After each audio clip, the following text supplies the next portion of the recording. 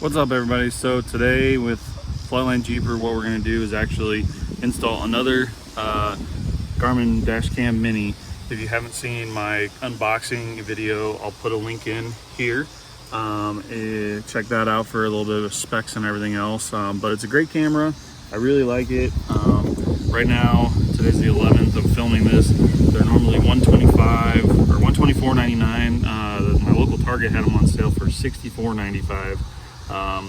So took advantage of that, bought one for my wife's Cherokee and one for the 97 Chevy.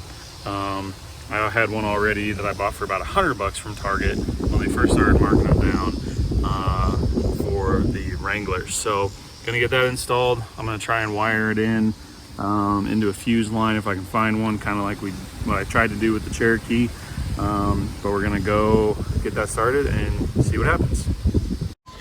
All right, so 97 Chevy interior, got an accessory fuse panel right here on the side. Got a panel that you just stick your finger in and pull. I did find, as you can tell, keys on. I have one empty spot that while the key's on, it works. And when I turn the key off, light goes off. Key on with the accessory. So, luckily,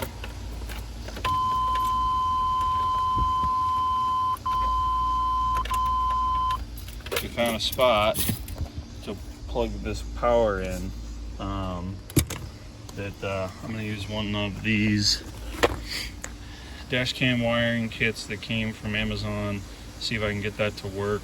It has a little kind of fuse tap and comes with extra fuses of various sizes, long wiring, and a long wiring kit, and a converter that'll take the 12 volt down to 5 volt. So we will see how this goes. Hopefully I didn't miss anything in the operating power range of this Garmin device, and we will go from there. All right, so here's everything that comes in the power kit that I got. Comes with some extra fuses, but I don't know if I'm going to use these or not. I've read some of the reviews that they're kind of bad.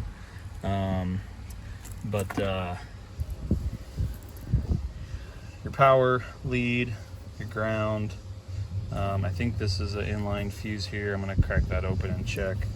Then your power converter, step down from the 12 volt to the 5 volt 2 amp, which I checked the power plug-in, the cigarette lighter plug-in that comes with it, and it does the exact same thing. It pushes out 2.4 amps. So we'll see how that goes. And then your micro USB connector. So when you're buying one of these kits, make sure that you get the right connector for your USB type. They have a mini USB and then the micro USB. But then here are your different pieces that will hook into your fuse panel. And then you actually put a fuse in the back of it, and then it connects to the power here. So let's see where this will fit.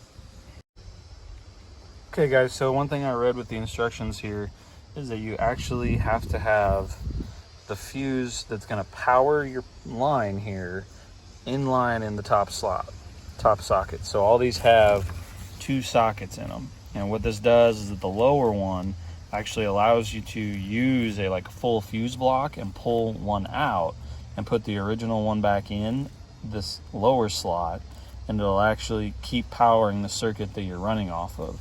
You put the fuse in up top above my thumb, and that will actually power the line out. So I had this in the empty socket, and I was getting power on both sides of the fuse, but I wasn't getting any power at the end of the cable. So decided to pull out the instructions, make sure I wasn't missing anything, and lo and behold, I was. So we're going to try this again. So I got it in the tap here, and touching the fuse, I get the light. Touch the other side of the fuse, I get the light, and then touch the socket, I get the light. So everything's getting powered. Yay. So we'll keep rolling here and see how this goes. All right guys, so got the tap in, got the fuse in, Got the line running through underneath. This does have like one of those inline barrel fuses. If that ends up blowing, I'll look at the amperage I'm pulling and actually probably remove it. Those are really annoying. And then all you gotta do is just find a good ground. So I just loosen this bolt up and wedge the ground in between the two, and now I gotta figure out how to run the power wire and then dress it all up. So looks like it's going pretty well. Not super impressed with the wiring on this thing. It's a cheap $12 kit off Amazon, so made in China and all that good stuff, but it gets the job done for 12 bucks. I don't know if I could justify making one of these on my own, or at least, you know, having this part of it makes it worth it, it seems like. So we'll just keep plugging along here and see how it goes.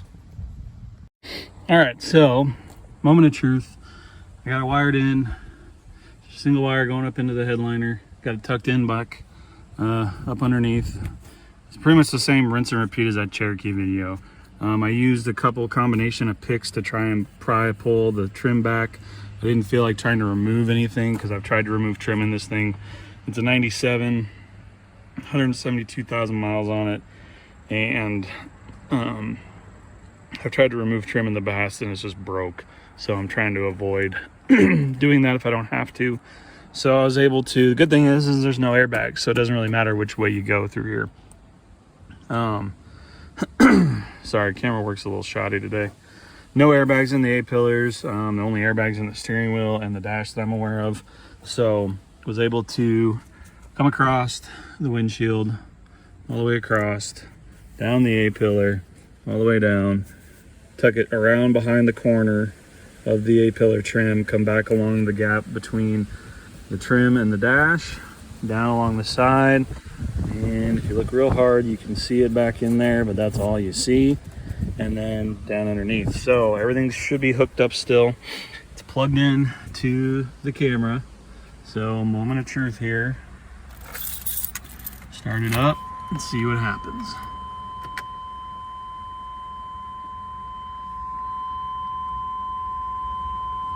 All right, so we got lights. So I need to, that's meaning that there's a formatting error with a micro SD card, which funny enough, I haven't even put it in yet. So let me put that in and I'll show you guys how to format it. All right, let's try this again.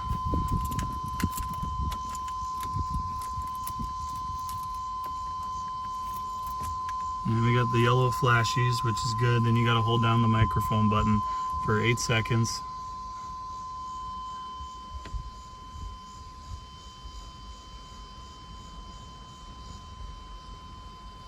There we go.